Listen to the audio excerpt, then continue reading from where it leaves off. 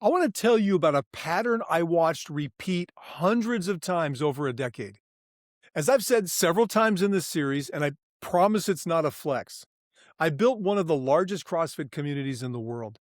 We had thousands of members train with us over the years. Serious people, accomplished people, executives, entrepreneurs, physicians, athletes. The same profile as the person I'm probably talking to right now.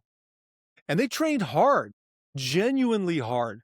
The kind of training that produces real results, measurable improvements in strength, power, aerobic capacity, body composition, recovery speed. The community was extraordinary. The culture was real, the results were legitimate. And then, for various reasons, some of those people would leave. Travel, injury, career change, family demands, life doing what life does. And the pattern I watched, almost without exception, was this. The capacity they built, sometimes over years, eroded faster than it was built.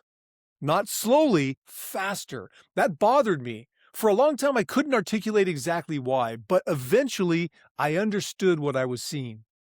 First, let me be clear about what that model does well, because it does a lot well. The community structure creates accountability that most people cannot generate on their own.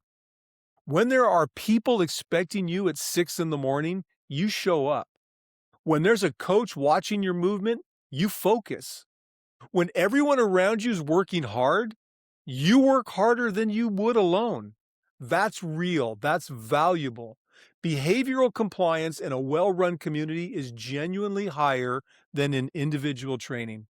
The programming, when it's done well, produces broad physical adaptation, strength, power, aerobic capacity, mobility. The variety keeps people engaged. The shared language and culture create belonging. I'm not dismissing any of that. I spent 6 years building it. I believe in it. But there's something that model doesn't do, and that omission is everything. What high-intensity community training doesn't do is transfer the operating system to the participant. Think about what that model requires to produce results. It requires the facility, it requires the coach, it requires the community, it requires the programming to be written for you, the intensity to be driven by the group around you, and the accountability to come from outside you. All of those things are external. And when any one of them disappears, travel, injury, a move, a schedule change, the entire system collapses. Not because the person got lazy, not because they stopped caring, because they never owned the system. The system owned them. I watched brilliant, disciplined, high-achieving people lose years of physical progress in a matter of months simply because the external structure that held it together was no longer available. That's not a personal failing, that's a program design failing. There were two types of people who didn't follow that pattern. The first type was rare. People who had trained seriously before CrossFit, who had an internalized understanding of their own body, who could walk into any gym anywhere in the world and know exactly what to do and why. The structure helped them perform at a higher level, but they didn't need it to maintain what they had.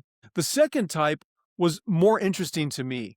These were people who had, over time, become genuinely curious about the why behind the programming. They asked questions, they understood what each movement was training and what it was producing. They paid attention to their own data, not just the whiteboard scores, but how they felt at certain intensities, how long recovery actually took, what made them better, and what set them back. They were building an internal model alongside the external training.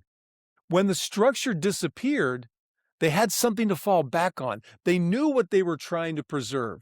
They knew roughly how to preserve it. That distinction between people who were good at the program and people who understood what the program was building is the founding insight behind everything I've built since. The goal has never been to be good at working out. The goal is to own the system that produces capacity so it survives every disruption, every travel schedule, every season of life that makes the external structure unavailable. That means knowing your numbers, Not someone else's benchmark, your numbers, your force output, your aerobic efficiency, your recovery patterns, your neural response, the specific behaviors that drive your adaptation and the ones that undermine it. It means having a composite picture of your capacity that doesn't live in a coach's head or a community's culture or a program you're dependent on to perform. It lives in you. That's what I set out to build when I left the CrossFit world. A program that delivers the results and transfers the operating system so that what you build in 16 weeks doesn't disappear in the next 6 months. The next episode wraps up chapter 1. We've talked about the wrong categories, the drift, the measurement problem, the single metric trap, and the dependency problem. Episode 6 answers the question that should be sitting in the back of your mind right now. What does maximum capacity at 60 actually look like? Not as an aspiration, as a number, a specific, measurable, achievable target. That's next. Like always, make sure to subscribe so you don't miss it. And remember what we're building: maximum capacity right now at this age.